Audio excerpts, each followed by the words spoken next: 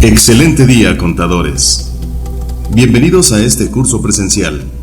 Antes de dar inicio, CADEFI les da la más sincera felicitación por este Día del Contador. ¡Felicidades!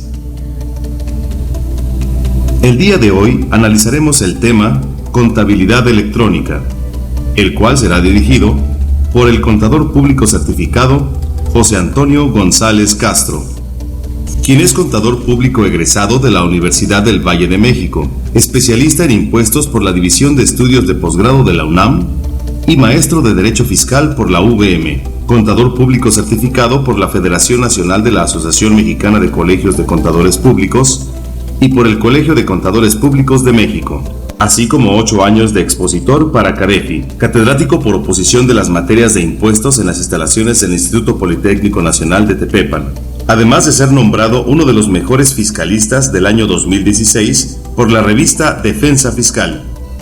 Demos la bienvenida al expositor de este día. Comenzamos. Buenos días. Pueden aplaudir si es su decisión, ¿verdad? Bueno, que el aplauso sea para todos, para ustedes y para mí. Bueno, me siento honrado de estar el día de hoy aquí en Tlalnepantla porque ya tenía un par de meses que no venía. Pero bueno, hoy nos mandaron de Puebla para Tlalnepantla. Sean ustedes bienvenidos, vamos a hablar del tema que ha dado mucho de qué hablar, mucho. Lo llamo contabilidad integral, lo llamo contabilidad electrónica, análisis integral, porque vamos a ver varios aspectos, la parte de la ley del impuesto a la renta, la parte de las normas de información financiera, lo que dice el Código Fiscal de la Federación, lo que dice el reglamento, lo que dice el anexo 24 de la resolución miscelánea, todas las reglas relacionadas con la contabilidad electrónica. Y algo importante, les voy a compartir algunos errores que me he cansado de decirle a todos los contadores: no hagas esto, no hagas aquello, no hagas esto más, depura tus cuentas, no subas cuenta de riesgo. Pues pareciera que hablo en inglés o en francés, hacen exactamente todo lo contrario. Y para muestra un botón, vean, me comparten un correo electrónico que ya le borré los datos para que no se vea. Y dice lo siguiente, vean: buenas tardes, contador, quiero solicitar su apoyo para darle una respuesta a mi cliente, empresa SADCB, le quitó el nombre. Le estoy anexando un acta de asamblea extraordinaria, vean, de hace 2 años, ¿de acuerdo? Que el contador tiene que ser preventivo y no correctivo. Se celebró, entre otros puntos, una liquidación de acciones por parte de 2 de sus socios. Yo quisiera que me dijeran, ¿qué entienden por esta palabra? Liquidación de acciones. Porque hoy en la jerga fiscal solamente hablamos de 2 términos hablando de acciones: o enajenación de acciones o reembolso de acciones, no hay más. A ustedes pueden decir, oye, es que yo puedo donar acciones. Bueno, pues una donación es una venta de acciones, pero no hay flujo de efectivo. ¿Por qué razón? Porque se está transmitiendo la propiedad. Bueno, pues desde aquí empezamos mal, ¿de acuerdo? Ya quedó protocolizada y ante registro público de la propiedad, los socios ya firmaron un documento por aparte de que no se les debe nada a los socios, según esto. Sin embargo, lo único que falta es que se realice el pago. ¿A qué pago se refiere? No lo sé. Y quieren realizar ese pago en estas semanas. Por lo tanto, la pregunta es, ¿cómo debe realizarse este pago? ¿Este pago debe de hacerse directamente con cheque a nombre de estas personas o se puede hacer por fuera? No sé a qué se refiere por fuera, ¿eh? Ese término no lo entiendo. Ok. Pero siendo el hecho de que esos 2 socios se quisieron retirar y nombraron como una liquidación de acciones en el acta. ¿Cómo debe de hacerse esta operación si ya quedó asentado en el acta desde hace 2 años? Ahora, ¿qué dice el acta? Vean, me voy al acta de asamblea y me encuentro con esta novedad. El punto 3, que casi no se ve, me dice, uno de los accionistas llamado bla, bla, bla, me dice, a ver si me ayudan a leer porque yo casi ya ni leo, que es su deseo retirarse de la sociedad, lo que es acordado por la asamblea en forma unánime, pidiendo la liquidación de sus acciones. La liquidación se efectúa en este momento y se dan por satisfechos de dicha liquidación, sin tener ahora ni posteriormente ninguna reclamación sobre el particular. Bueno, eso es lo que dice el punto 3, que es la liquidación de acciones. Por lo tanto, leyendo el acta de manera integral, lo que están haciendo, cosa que el asesor no se dio cuenta, se llama enajenación de acciones. ¿Por qué razón? Porque la diferencia entre reembolso y enajenación de acciones es que cuando se enajenan las acciones, lo único que cambia es el titular de la acción, pero las acciones siguen vigentes en la empresa, ¿estamos de acuerdo? Entonces, viendo este documento, se llega a la conclusión de que ya no es un socio A, sino es un socio B, por lo tanto, se está enajenando las acciones. Primer punto, no hay contrato de enajenación de acciones. Segundo punto, no hay dictamen de enajenación de acciones. Tercer punto, es de hace 2 años. ¿Y qué dice el artículo 126 de la ley de renta? Que cuando se enajenen bienes muebles, ¿de acuerdo? Porque la acción es un bien, ¿de acuerdo? Y no es bien inmueble. ¿Qué me dice? Que se tiene que retener por parte del adquirente, ¿cuánto? El 20% del valor de la acción. ¿Me explicó? Y como es de hace 2 años, ¿qué tenemos que hacer? Un avalúo referente a la fecha de hace 2 años para valer cuál es el precio de venta de esas acciones, atendiendo a la operación de la empresa, su cliente, etcétera, etcétera. Por lo tanto, sobre ese precio que debemos de estimar, debe haber una retención. Y hoy por hoy, más actualización, más recargos, y si se da cuenta la autoridad, más multas, más gastos de ejecución. Y esto debe de estar reflejado en el acta constitutiva o en el acta extraordinaria, y ya tiene conocimiento del SAT. Por lo tanto, moraleja, lo que estamos haciendo bien hecho en la contabilidad electrónica, la autoridad nos va a dar una palomita, pero lo que está hecho mal, la autoridad nos va a poner un tache y lo único que va a hacer es aplicar un concepto que se llama revisiones electrónicas. ¿Y qué es la revisión electrónica? Simplemente va a revisar algún aspecto particular, algún impuesto o algún rubro y ya no va a revisar el 100%. Ahí está un ejemplo. ¿Me explicó? Ahora, vamos a otro ejemplo.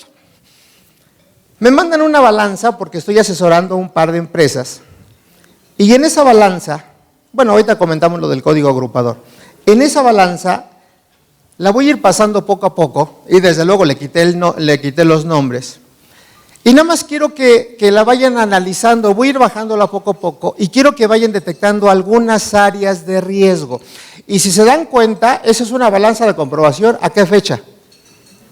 Al 30 de abril, O sea, es una balanza real, de una empresa real, de una empresa que está trabajando y de una empresa que obviamente puede tener algunos problemas. Bueno, voy trabajándola poco a poquito. Vayan viendo las cuentas, algunas ya están subrayadas. Y ven, ya empezamos con un primer problema, que hay cantidades contrarias a su naturaleza. Si estamos viendo, estamos hablando de clientes y vean, hay clientes con saldo contrario, 1,600, 9,055, etcétera. Luego sube un poquito más, 87,000 y así se van, 35,000, 7,000 y demás. Salud. Ahí es un primer problema. ¿Por qué razón? Porque las normas de información financiera no permiten demostrar en una balanza de comprobación saldos contrarios a su naturaleza. ¿Me explicó? Sale. Seguimos con esa parte. Número 2, en esta misma balanza, observen la parte de IVA. Y si nos vamos más adelante, vamos a encontrar de que el IVA acreditable se tiene que comparar contra el IVA trasladado, para efectos de aplicar un concepto que se llama acreditamiento. ¿Y qué es el acreditamiento? Restar el IVA acreditable del IVA trasladado. Y al final del camino me debe de quedar o un saldo a favor o un saldo a cargo. Ahora, eso lo voy a llevar al código agrupador, que ahí lo tengo. Que por cierto, si ustedes ven aquí, ¿de acuerdo? No viene el código agrupador, que es un error, porque hoy su sistema de contabilidad tiene que tener el nombre de su cuenta contable, el nombre de su cuenta contable y debe tener el código agrupador, cosa que no lo veo, Entonces yo nada más quiero ver cómo están subiendo la contabilidad de esta empresa. Bueno, hablando del código agrupador, que también viene en su material, vamos a hablar un poquito de IVA. Bueno, ahorita comento ese detalle. Vamos a hablar un poquito de IVA. Ahí está el código agrupador. Si nos vamos al IVA por pagar, al IVA por pagar. Observen que debo de manejar por lo menos 4 cuentas de IVA. Ahorita las ubicamos. Ahí está, todo eso viene en su material, ¿eh? Aquí empieza, vean. Aquí empiezan 3 primeras cuentas. Hay un código llamado código 207.01 que se llama IVA trasladado. Ese código, según como está reflejado ahí en ese documento, se tienen que reflejar todas las ventas o prestación de servicios, cobrados o no cobrados. Por lo tanto, primer asiento contable cuando vendan cargo a clientes, abono a ventas, abono a servicios, dependiendo de lo que sea, ¿me explicó? Y abono a esta cuenta, 207.01, IVA trasladado. Que acá hay un primer choque, porque la ley del IVA dice que el IVA trasladado es el IVA que efectivamente está cobrado. Entonces no checa con el código agrupador. Ahora, segundo escenario, que se tiene que hacer un asiento paralelo. Ya que tengo afectado esta cuenta, de manera automática o paralela, debo de dejar esta cuenta en cero, afectando el IVA trasladado cobrado o afectando el IVA trasladado no cobrado. ¿Me explico? Este IVA trasladado no cobrado es que no hay flujo de efectivo, por lo tanto no se ha causado. Lo que se ha causado es ¿estamos de acuerdo? Ahora bien, después hay otra cuenta más adelantito de IVA, que estamos en la parte de impuestos por pagar, que es la clave 213.01 y dice IVA por pagar. Por lo tanto, ¿cómo debo de llegar a ese IVA por pagar? Ya que estoy en el IVA trasladado cobrado, debo de compararlo contra el IVA acreditable.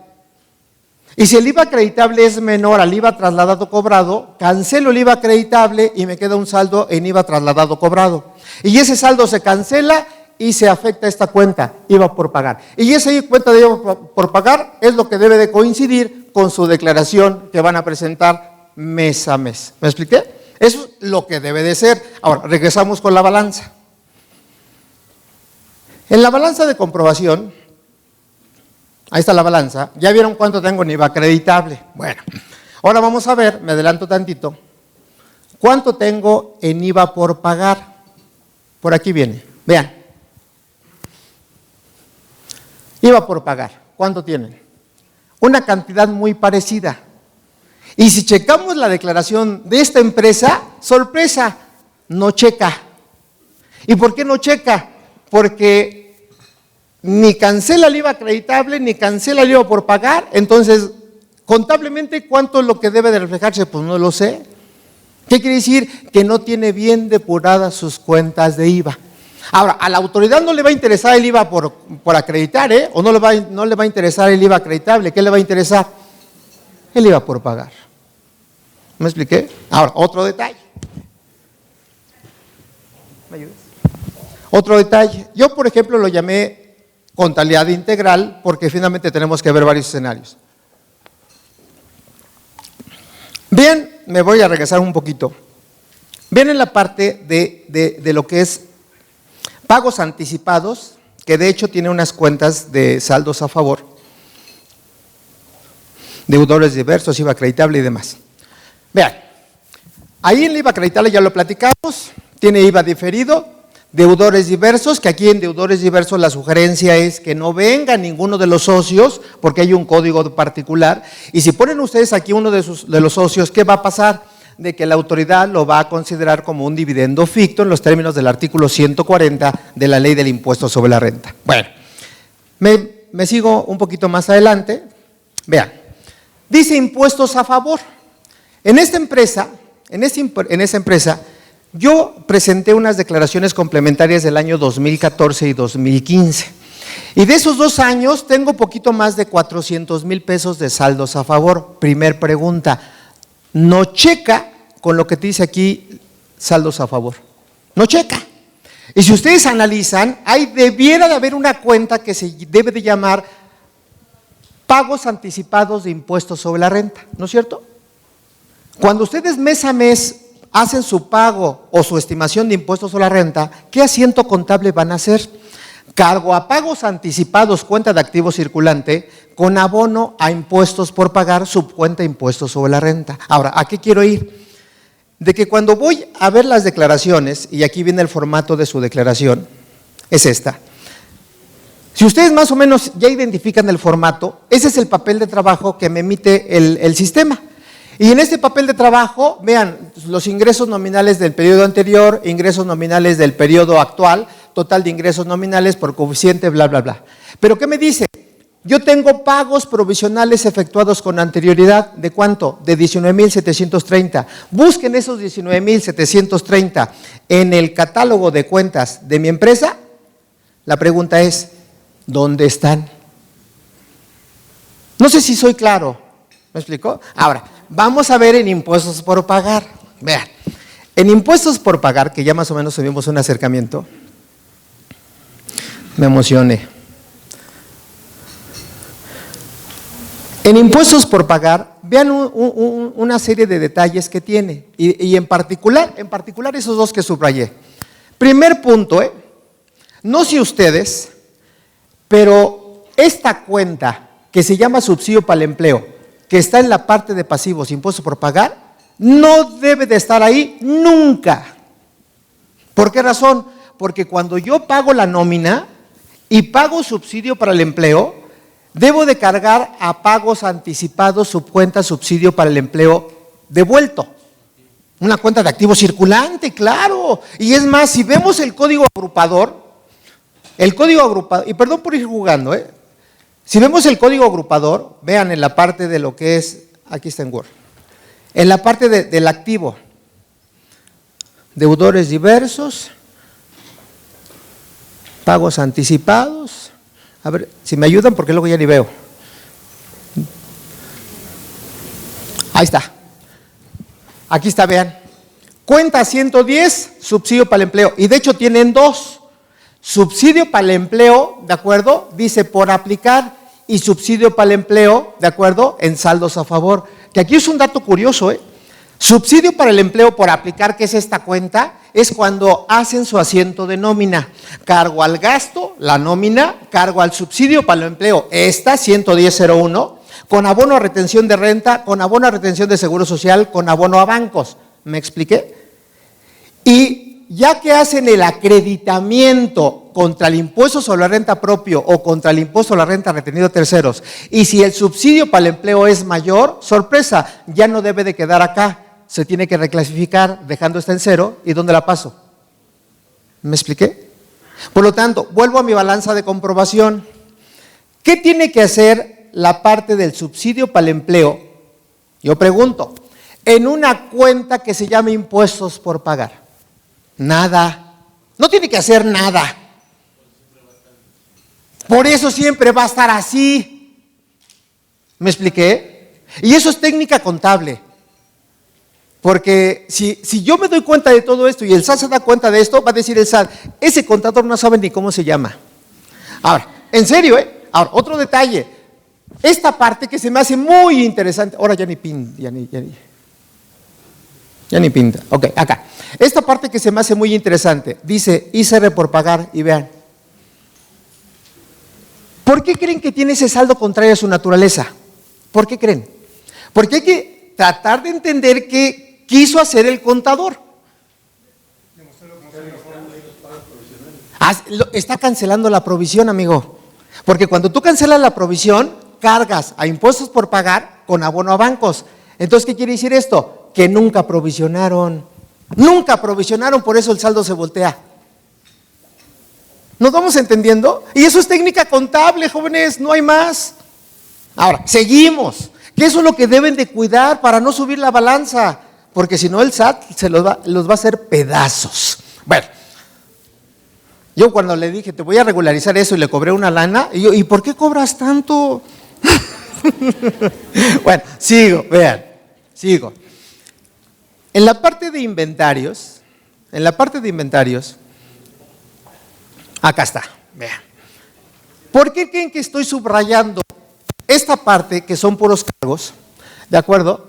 Y observen en la parte de inventarios, que aquí está subrayado pero no se alcanza a ver, no hay abonos. ¿Qué quiere decir eso? Y se dedica a la compra y venta, que no está afectando el costo.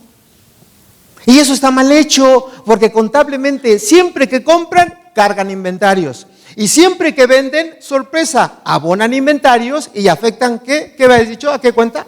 Al costo. Y si vemos el costo, no tiene ninguna afectación. Ahora, saco una conclusión a priori.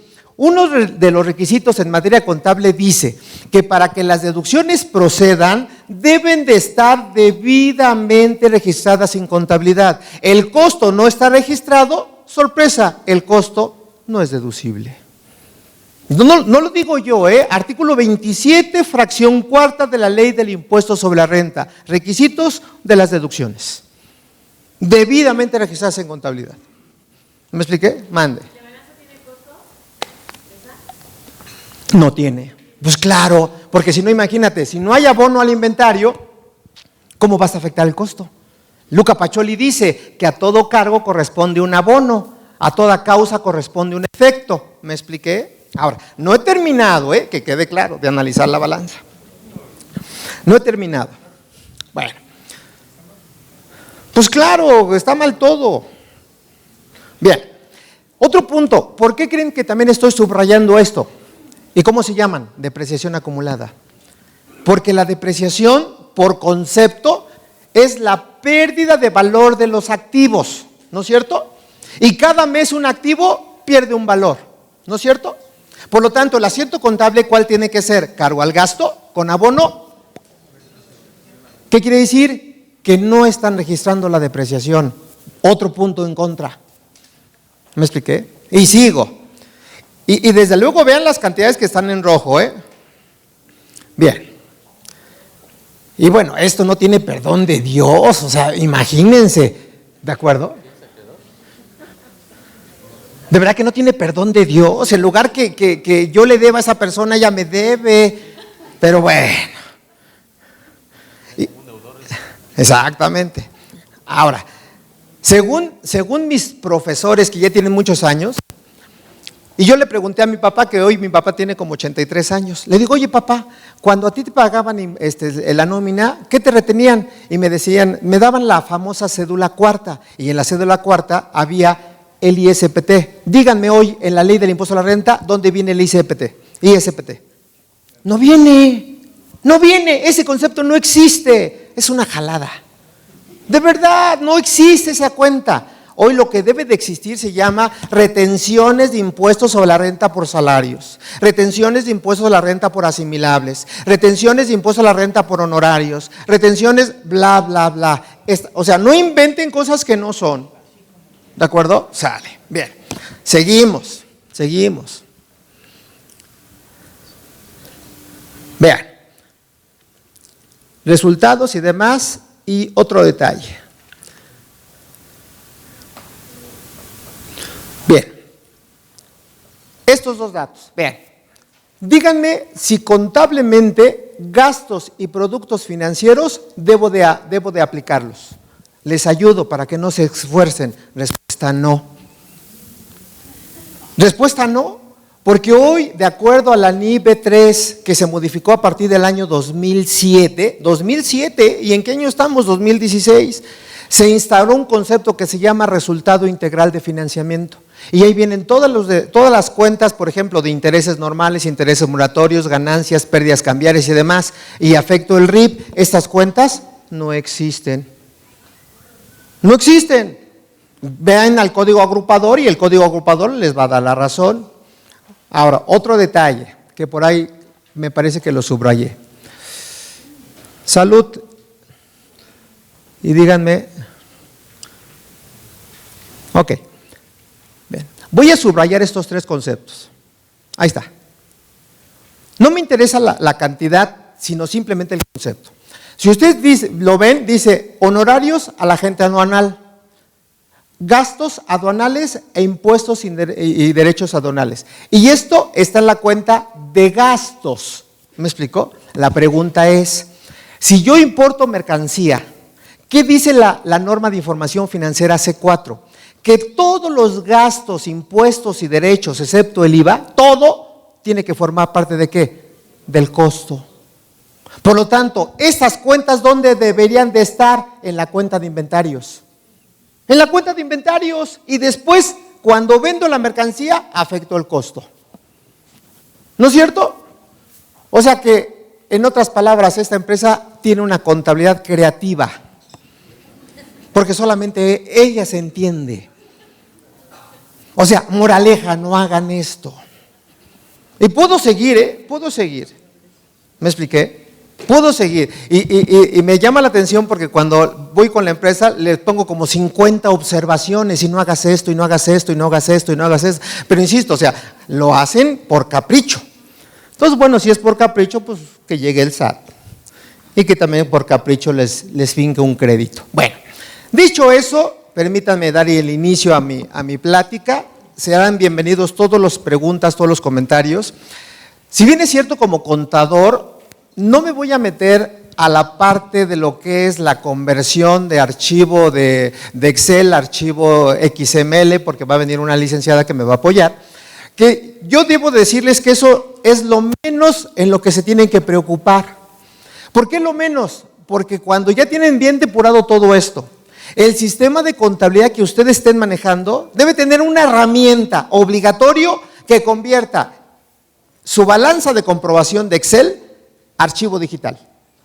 Y ya nada más tienen una ruta donde guardan ese archivo digital, métanse al buzón tributario o métanse a la página del SAT porque hay dos caminos, jalen el archivo, le dan clic y ya terminaron. Eso es lo de menos.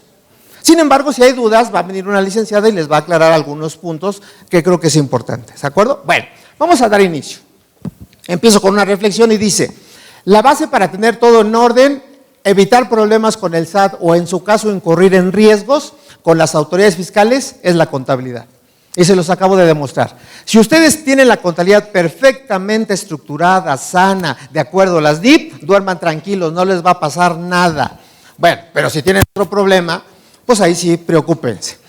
En un curso que di, yo nada más sugerí para demostrarles que hoy por hoy muchos no sabemos hacer contabilidad. Y ya les comparto 5 asientos. Quien quiera me puede ayudar a hacer uno, para no perder tanto tiempo. Vean, ¿cómo hago el registro del pago de la publicidad de una empresa por esa cantidad que se va a devengar a 12 meses? La respuesta, y les ayudo, está prohibido afectar aquí, prohibido, gastos. ¿Y por qué digo prohibido? Porque la publicidad, según la NIP C5, se llaman pagos anticipados. Y si no está devengada, vean, no está devengada, el asiento contable es cargo al activo circulante, publicidad pagada por anticipado, cargo al IVA acreditable con abono a bancos. Y ya que se vaya devengando, afecto el gasto y cancelo el activo. ¿Me expliqué? Y eso tiene un código agrupador precisamente como activo circulante. De tal manera que cuando ya estén gastos, no la vayan a deducir otra vez, porque en el momento en que les den el CFDI, en el momento que se pague, según el artículo 25 de la Ley de Renta, último párrafo, ese pago por anticipado, escuchen, es deducible. ¿Nos vamos entendiendo? Por lo tanto, si lo mandan al gasto, su asiento contable no es correcto. Segundo asiento. Registro de una renta de un inmueble otorgado por una persona física o persona moral del mes de abril no pagado por 8,000 pesos más IVA. Su asiento, es más, lo voy a poner aquí para que quede claro. Y voy a escribir chiquito para que no lo vean. Bueno, aunque escribo grande allá atrás no se ve. Bueno, el asiento contable es este. Estoy en la parte del asiento número 2. Vean. Asiento contable de la persona moral, porque la persona física desde luego pues no lleva una contabilidad. Cargo al gasto, subcuenta arrendamiento, pónganle persona física, 8,000. Gasto contable no fiscal. ¿Me explicó? Segundo, cargo al IVA pendiente de acreditar. ¿Por qué pendiente de acreditar? No hay flujo de efectivo. ¿En qué mes voy a correr ese asiento? En el mes de abril. ¿Estamos de acuerdo? En el mes de abril, porque debe de corresponder en el mes que se preste el servicio. ¿Sale? Ahora, ojo con el CFDI. Bien, cargo al IVA pendiente de acreditar, 1,280. Ahora la pregunta, ¿a dónde quiero llegar? Abono a ICR retenido y abono al IVA retenido, esa es la parte importante. ¿Abono sí o no? Dice el contador que no. ¿Qué piensan ustedes? ¿Se abona sí o no? Estoy en abril, no se ha pagado. Entonces, ¿hay retenciones o no hay retenciones? Pues no hay, jóvenes. Y muchos reflejan la retención. ¿Y cómo va a haber una retención si todavía no se ha pagado? Por lo tanto, retenciones no hay, abono a proveedores. ¿Me expliqué? Porque si ustedes por error reflejan la retención de renta, reflejan la retención del IVA, ¿qué creen que va a hacer el SAT? Venga, nuestro reino. Porque una de las características de la balanza de comprobación, hablando de impuestos, dice, y hablo ya de las reglas, misceláneas, la regla 2816, que es una de las reglas más importantes, dice que debo de identificar los impuestos trasladados, los impuestos acreditables, los impuestos pendientes de acreditar o pendientes de trasladar, los impuestos retenidos, ¿me explicó? Y ahí está el ejemplo, no retengo. Ahora, un detalle curioso. Hay una regla que me habla de la contabilidad y esa regla dice que cuando la fecha en que se devenga, fecha, le voy a poner 30 de abril del 2016, ¿de acuerdo? No corresponda a la acción del CFDI, ojo con esto que voy a decir, cuando hagan un asiento contable y no tengan el CFDI, la regla en cuestión dice que el CFDI debe tener como fecha máxima el último día del mes siguiente. Porque si le dan el CFDI con fecha diferente, sorpresa, no puede producir efectos fiscales y en conclusión el gasto no es deducible. Entonces, si estamos esto con fecha de abril, ¿hasta qué fecha yo puedo solicitar el CFDI para que tenga efectos fiscales? 31 de mayo del 2016, ojo con esa fecha, ojo con esa fecha. Hablando de los CFDIs, nos vamos entendiendo. Y quien haga el asiento diferente, creo que está en problemas. Asiento número 3. Pago de aguinaldo en diciembre por 358,000, haciendo una retención de 41,500. Grave error de muchos de nosotros. Estamos acostumbrados a que cuando se pague el aguinaldo, afecto el gasto. Cuando la Ley Federal del Trabajo dice que el trabajador que no labore todo el año tiene derecho a un aguinaldo proporcional por los días efectivamente trabajados. Por lo tanto, ¿a qué quiero llegar? De que cuando ya pase un mes y ya se devengó el aguinaldo, se tiene que provisionar. En enero, provisión del aguinaldo por enero. En febrero, por febrero. Llego a diciembre, sorpresa, nada más afecto el gasto de diciembre. ¿Por qué de diciembre? Porque de enero a noviembre ya está afectado. ¿No es cierto? Cancelo el pasivo y afecto las retenciones, porque en diciembre retengo el impuesto sobre la renta.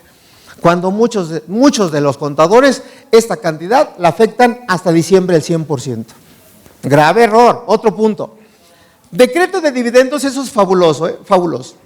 Decreto de dividendos por ICR por decreto de dividendos, el ICR, por 64,287, que no provienen de CUFIN y no se ejerció la opción del artículo 10, que es acreditarlo contra el ICR del ejercicio. Por lo tanto, la persona moral decretó dividendos. La persona moral, como no tenía CUFIN, paga un impuesto sobre la renta. ¿Qué es esto? La pregunta es, ¿cómo se registra contablemente?